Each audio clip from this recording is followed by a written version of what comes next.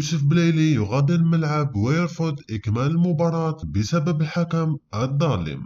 السلام عليكم ورحمة الله تعالى وبركاته. قبل البداية لا تنسوا الاشتراك في القناة وتعزل لايك للفيديو لكي يصلكم كل جديد. صنع الحدث الدولي الجزائري يوسف بلايلي اليوم مع ناديه أجاكسيو الفرنسي، وذلك في مباراة ناديه ضد فريق رامس في إطار الدور الفرنسي. وشاهدوا ما قام به يوسف بلايلي بعدما قام الحكم الفرنسي باحتساب الهدف الغير شرعي ضد فريق يوسف بلايلي. وبعدما قام باحتساب الهدف رفض يوسف بلايلي إكمال المباراة وقام بالتصفيق للحكم ردا عليه على أنه ظالم وكان منحاز لفريق رامس. إذا كنت محب ليوسف بلايلي لا تنسى الاشتراك في القناة وتعزل لايك للفيديو لكي يصلكم كل جديد.